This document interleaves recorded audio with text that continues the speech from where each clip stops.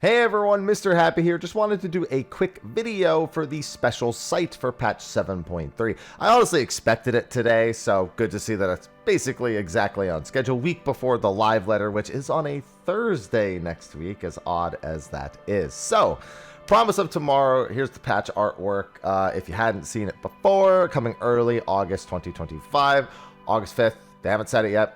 We know it's pretty much going to be the case. Early August always means the first 10 days. Early always means the first 10 days. There's only one Tuesday in August, August 5th. So you can start planning your schedules from there. So we just want to see what's here. I'm especially looking to see, I just recorded a video for the Final Fantasy XI boss predictions. I want to see if I need to change that in any capacity. So let's see. New story, let memory shine as golden light, a dawn to banish darkest night. Let me make sure the cropping's all good. Yeah, there we go. Promise of tomorrow. We have a few quick screenshots. I mean, we have a rough idea of what's going to be happening here. We're just, the big question is the trial that we know is going to be a secret. Is it going to be a Necron equivalent or a Kuja equivalent of some kind?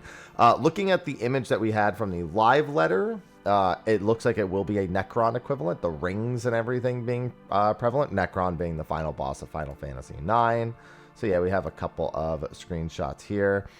Mostly just seem to be analyzing the state of all of Solution 9. And then, of course, we saw this screenshot already with Calyx, or Calyx, if you will. And yeah, so not much to say. Modified memories, neo-regulators, and rampaging soldiers. Recent events have given rise to uncertainty and confusion as a seemingly contagious fear of death erodes the joy from the faces of Alexandria's citizens. Desperate to preserve the former queen's beloved kingdom, the Warrior of Light rushes from one crisis to the next. Yeah, this is the finale of Dawn Trail's kind of main MSQ. Everything after this will be in preparation for 8.0.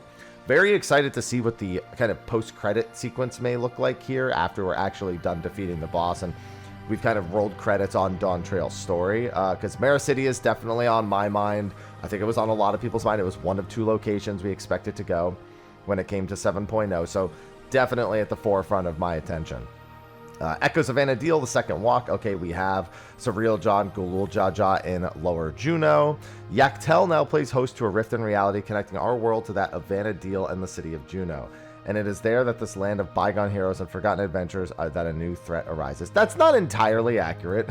We know that we're not just connected to Vana'diel. We do know that, however, that Surreal Jaw did see Vana'diel when he was drifting in the rift between worlds, but this is an electrope recreation of it, unless maybe that's not the case anymore.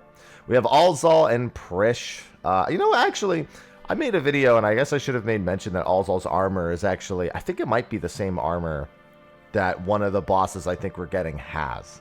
Then we have a picture of Northern Sandoria. This Northern Sandoria is interesting because they put fences up everywhere, which technically makes a lot of sense. All the pathways to like the embassies and stuff are all there over to the side.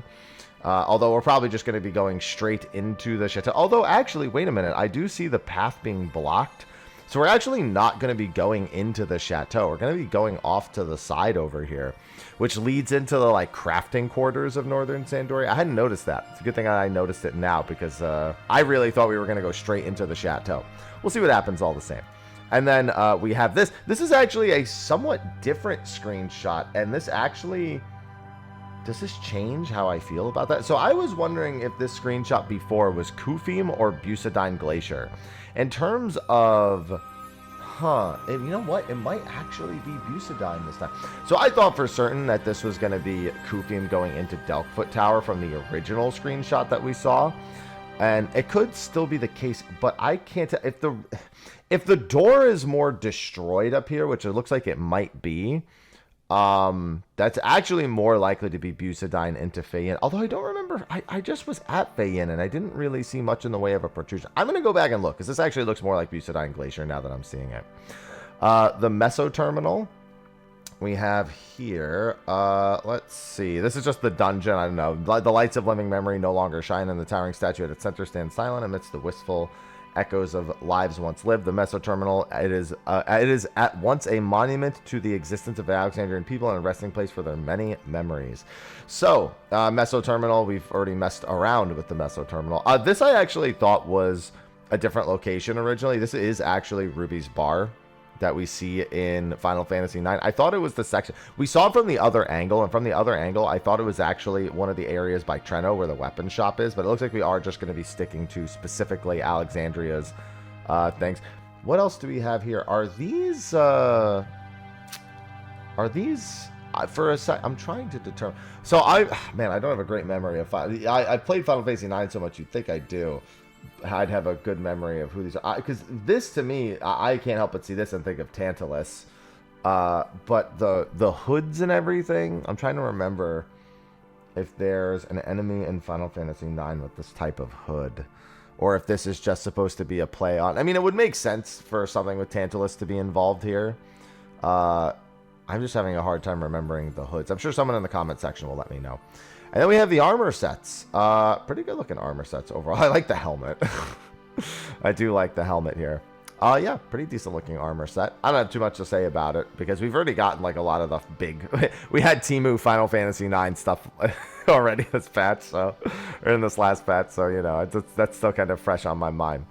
And then a quick screenshot of the trial as the Warrior of Light pursues a confrontation with Calyx. A new threat of dreadful aspect rises to bar their path. Yeah, that's the thing that I think will be the Necron equivalent. And then because it's just the first release of it, this is just going to be just a list of everything. Main scenario, new Alliance raid, new dungeon, new trial, new Unreal trial. We know that's Seiryu. New treasure dungeon, which we know is going to have a new mechanic to it. Very much looking forward to that. Crystalline Conflict update. That is the new PvP arena, as well as 2 new ranked tiers, the Ultimate tier and the Omega tier, or Omega and Ultimate tier. Then we have the weapon enhancement quest for fandom weapons. We don't know what that will entail. Hopefully it's not only tomes again.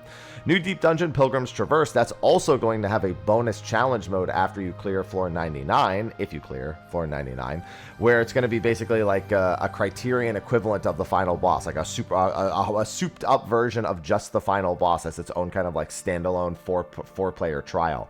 Interested to see how that goes, and I really hope that this goes better than Eureka Orthos did, especially with the early floor pacing. Allied Society quest Yakui. Looking forward to the Yakui. I haven't even done the Mammal Jaw. I should really get on doing the Mammal Jaw. I've actually been logging in again to do big fishing. I should make sure I get on top of that.